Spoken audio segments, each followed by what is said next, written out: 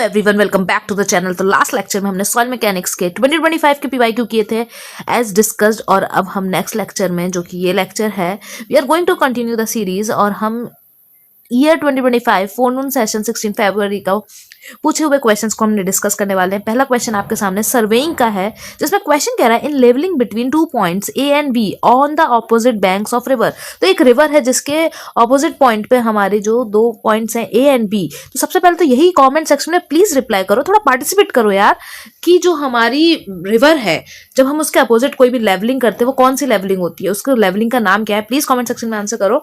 तो हम वो लेवलिंग कर रहे हैं और यहाँ पर एक हमारा है ए पॉइंट, हमने मान लो यहाँ पर ए पॉइंट मान लिया, यहाँ पे इंस्ट्रूमेंट लगाया और फिर कुछ हाइट पे हमारा बी पॉइंट होगा, हमने यहाँ पर मान लिया। इन दोनों के बीच में कुछ एच का डिफरेंस होगा। ठीक है, आगे बढ़ते हैं। आगे क्वेश्चन में कह रहा है आपको पूरा जो इंस्ट्रूमेंट सेटअप करने के बाद जो भी आपने कहानी करी, स्टाफ रीडिंग जो नोट की है, उसकी टेबल हमें गिवन है। और आर एल ए जो हमारा ए पॉइंट है उसके आर एल हमें गिवन है, जो कि क्या है 150 मीटर, और आर एल बी फाइंड करने को बोल रहा है। ऐसे क्वेश्चन आते हैं, आर एल बी फाइंड करने को बोल रहा है। तो यहाँ पे बहुत ही ईजी कहानी है। अगर मैं ये कैपिटल एच की वैल्यू फाइंड कर लूँ तो मुझे आर एल बी के लिए क्या करना पड़ेगा, आर एल बी के लिए मेरे को बस आर एल ए जो है उसमें एच अगर मैं प्लस कर दूँ, एच की वैल्यू प्लस कर दूँ तो मेरे को मिल जाएगा। सबसे पहले हमारी पूरी हमें स्टाफ रीडिंग गिवन है, इसको एच ए और एच ए बी बोलते हैं, इसे एच ए डैश बोलेंगे और इसे एच बी डैश बोलेंगे। अब हमारा कैपिटल एच की फॉर्मूला क्या होता है, वो होता है हमारा जो कैपिटल एच है वो होता है हमारा H A plus H B. जो हमारी रीडिंग है हमने जो ए लेवल पे पोजीशन पे रख के ली है उसको हम सब्ट्रैक्ट करते हैं। सॉरी, मैंने यहाँ पे एडिशन लिख दिया है, बहुत बड़ा ब्लंडर हो गया है। यहाँ पर क्या करते हैं, सब्ट्रैक्ट करते हैं, फिर इसी को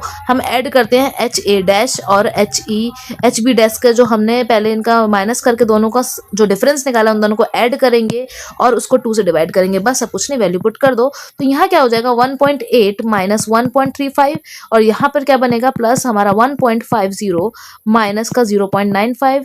बस अब हमें कुछ नहीं करना, इन दोनों को सब्ट्रैक्ट कर देना है और उसके बाद हमें इनको डिवाइड कर देना है। जब आप इसे सॉल्व करोगे तो यहाँ पे जो वैल्यू निकल के आएगी वो हो जाएगी मेरी 0.475 मीटर। देखो मीटर में है, ये याद रखना है। तो हमारे को कैपिटल एच की वैल्यू मिल गई, हमें आर एल ए पता है, तो 150 में अगर मैं इसको प्लस कर दूं 0.475 को तो बस मुझे मिल जाएगा। तो हमारा आंसर क्या आ गया, यहाँ पर आ जाएगा आर एल बी की वैल्यू आ जाएगी 150.475 मीटर।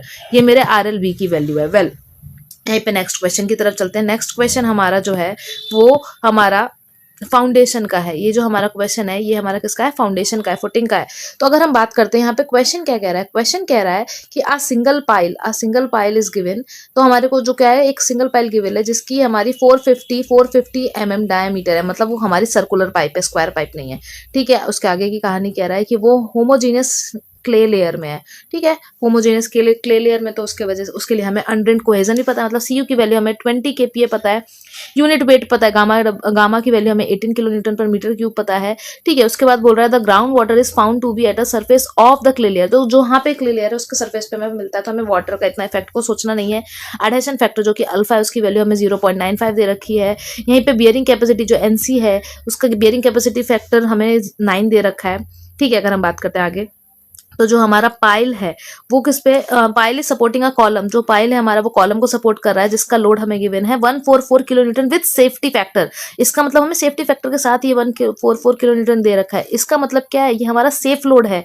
ये हमारा QUP जो अल्टीमेट लोड कैपेसिटी है वो नहीं है, QUP हमें निकालना पड़ेगा, जो कि यहाँ पर बोल रहा है कि against ultimate axial pile capacity in compression. ठीक है, फिर अगर हम बात करें तो क्वेश्चन में हमें डेप्थ ऑफ पाइल जो कि हमारे L है वो हमसे पूछ रहा है कि हमें कितनी पाइल की लेंथ रखनी चाहिए, कितनी डेप्थ रखनी चाहिए, वो फाइंड करना है मीटर में। ठीक है, तो सबसे पहले हमको क्या पता है, हमें ये पता है कि QUP जो फॉर्मूला होता है इसमें ये होता है 9CAB जो कि बेस का एरिया है प्लस अल्फा C डैश और AS जो कि हमारा साइड का एरिया है। ठीक है, अगर हम बात करते हैं यहाँ पर तो हमें कोई प्रॉब्लम नहीं है। AB की अगर बात की जाए तो AB क्या हो जाएगा, हमें पता है हमारा ये जो पाइल है वो कुछ इस सर्कुलर तरीके से है। तो बस कुछ नहीं, हम π/4 d स्क्वायर करेंगे। d हमारा क्या है 0.45 मीटर का होल स्क्वायर, क्योंकि ये अभी हमारा किसमें mm है तो उसको मैंने मीटर में चेंज कर दिया। ठीक है, और अगर हम AS की बात करें तो ये होता है हमारा πdl। हमारा क्या होता है πdl, मतलब सर्कमफेरेंस इनटू कितनी लेंथ है। ठीक है, तो पाई की वैल्यू हमें पता है, पाई तो पाई ले लेंगे और डी हमारा 0.45 हो जाएगा, और एल तो हमें फाइंड करना है। ये तो हमने AB और AS बता दिया। सी की वैल्यू मेरे को गिवन है 20, अल्फा की वैल्यू मुझे गिवन है 0.95 और 9 तो हमारा है ही, तो हमें सब पता है, बस QUP निकालना है। तो ये वैल्यू पुट करने के लिए सबसे पहले मुझे QUP निकालना पड़ेगा। अब एक बात अगर आपको पता हो तो अगर हम सेफ लोड की बात करते हैं, मैं इसको अगर सेफ लोड की बात करूं तो सेफ लोड मेरा क्या होता है, जो मेरा अल्टीमेट पाइल लोड है उसको अगर मैं फैक्टर ऑफ सेफ्टी से डिवाइड डिवाइड कर दूं तो मुझे सेफ लोड मिल जाता है, लेकिन यहाँ पे क्वेश्चन है मुझे सेफ लोड पता है, तो बस कुछ नहीं, सेफ लोड हमारा कितना है 144, उसमें मैं फैक्टर ऑफ सेफ्टी को मल्टीप्लाई कर दूंगी 3 को, तो मुझे मिल जाएगा क्यू यूपी की वैल्यू। ठीक है, तो यहाँ से हम क्यू यूपी निकाल लेंगे, जो कि जब आप सॉल्व करोगे तो वो आएगा 432।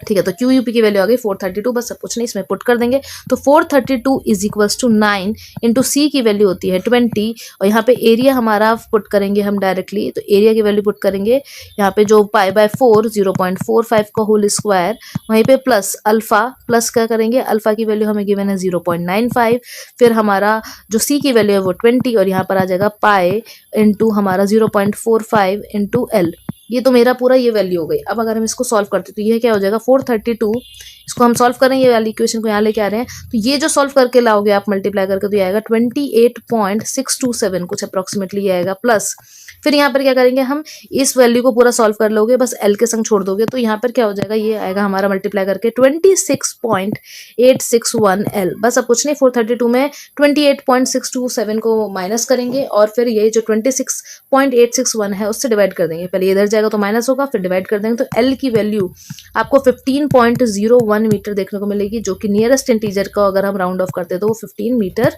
हमारा आंसर हो जाएगा। तो हमने 2 क्वेश्चन देखे, दोनों क्वेश्चन बहुत ही, मतलब ये वाला क्वेश्चन को तो हम थोड़ा गुड लेवल कह सकते हैं, लेकिन अगर फुटिंग का कॉन्सेप्ट पढ़ा है तो हमारे लिए कुछ भी नहीं है, और सर्वेइंग का क्वेश्चन तो आपने देखा ही था, बहुत इजी था। फिर अगर हम बात करते हैं यहाँ पर, तो यहाँ नेक्स्ट क्वेश्चन भी हमारा सर्वेइंग का है, ये भी इजी क्वेश्चन है। ये क्या कह रहा है, if the horizontal distance between a staff point and the point of observation is D, तो हमें स्टाफ पॉइंट और पॉइंट ऑफ ऑब्जर्वेशन के लिए हमें अगर उसकी डिस्टेंस बोल रखी है डी, तो एरर जो है हमारा वो क्या होता है। अगर मैं बात करूं यहाँ पर एरर की, बोल रहा है कि क्या एरर डी के इक्विवेलेंट होता है या 1/d इनवर्सली प्रोपोर्शनल होता है, या फिर स्क्वायर के प्रोपोर्शनल होता है, डी स्क्वायर के लिए होता है, या फिर इनवर्सली स्क्वायर के प्रोपोर्शनल होता है। तो अगर हम बात करते हैं तो यहाँ पर जो हमारा आंसर है वो बहुत ईजी है कि वो जो हमारा डी स्क्वायर है उसके प्रोपोर्शनल होता है, डी स्क्वायर के प्रोपोर्शनल हमारा करेक्शन होता है। तो डायरेक्टली आप आंसर टिक कर सकते हो और आगे बढ़ सकते हो, टाइम सेव कर सकते हो, तो हमारा आंसर हो जाएगा C option will be the correct answer of this question. Well वहीं पे अगर आप नेक्स्ट क्वेश्चन देखो, नेक्स्ट क्वेश्चन हमारा क्या है, इफ द क्वाड्रेंटल बियरिंग, जिसको हम रिड्यूस बियरिंग भी कहते हैं, of a line is north 30,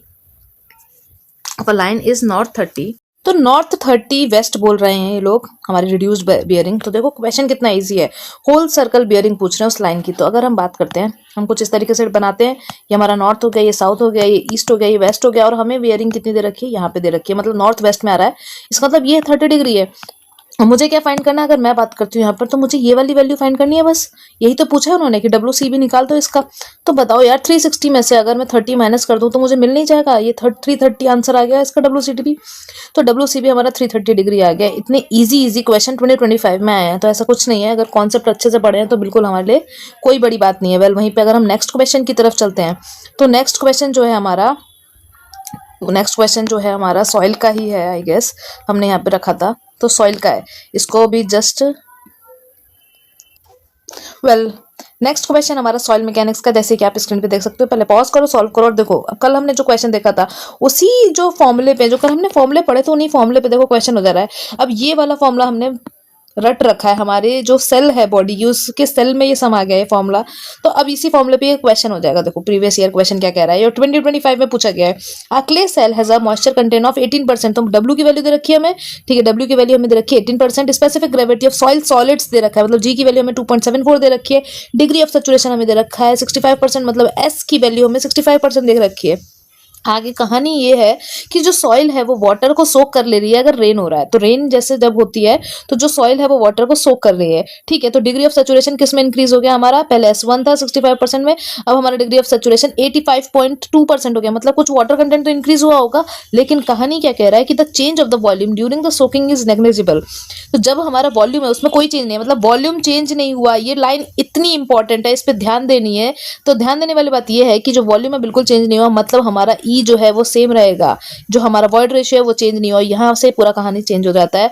वो पूछ रहा है कि न्यू मॉइस्चर कंटेंट कितना होगा, तो डब्ल्यू की वैल्यू मुझे फाइंड करनी है। तो सबसे पहले केस 1 में जब हमारा केस 1 की बात करते हैं तो केस 1 में जब हमारे सेचुरेशन 65% है, उसमें जब हमारा डब्ल्यू की वैल्यू 18% है और जी की वैल्यू मेरी जब 2.74 गिवन है, तो मुझे ई की वैल्यू आराम से फाइंड कर सकती हूँ, बिल्कुल कर सकती हूँ। 0.18 और जी की वैल्यू 2.74 में डिवाइड कर दूं मैं डिग्री ऑफ सैचुरेशन 0.65 का, जहां से मैं ई की वैल्यू आराम से निकाल लूंगी। ई की वैल्यू यहाँ निकालने के बाद हम क्या करेंगे, केस 2 में फिर से इस ई की वैल्यू को यूज करेंगे, लेकिन यहाँ पर अब हमारा डिग्री ऑफ सैचुरेशन क्या हो जाएगा 0.852 उसमें मल्टीप्लाई करेंगे ई की वैल्यू जो कि हमने अभी यहाँ से सॉल्व करके निकालेंगे। तो यहाँ से आप ई की वैल्यू जो आप 0.18 इंटू 2.74 अपॉन 0.65 करके जो आपने ई की वैल्यू निकाली है, उसके बाद इसमें क्या है यहाँ से डब्ल्यू निकाल लो और यहाँ पे ये जो जी की वैल्यू थी 2.74 वो यहाँ पे भी भेज दो आप। तो 2.74 यहाँ से 2.74 तो कटता हुआ ही दिख रहा है, ये तो इजीली कट जाएगा। और इसको जब सॉल्व करोगे तो आपको डब्ल्यू की वैल्यू मिल जाएगी, उसमें 100 का मल्टीप्लाई कर देना तो परसेंटेज में मिल जाएगी, और वैल्यू जो है परसेंटेज में ही रखनी है क्योंकि वो क्वेश्चन में लिखा हुआ है। तो अब जो वैल्यू आपके 2 पॉइंट को डेसिमल के 2 पॉइंट को राउंड ऑफ करके जो वैल्यू आपकी आएगी, जरा वो कमेंट सेक्शन में आंसर करें। और ये जो ऐसे क्वेश्चन हैं आप देख ही सकते हो कितने इजी क्वेश्चन पूछे जा रहे हैं। ऐसे क्वेश्चन की जो सीरीज है वो आती रहेगी। Keep rocking, keep revising, till then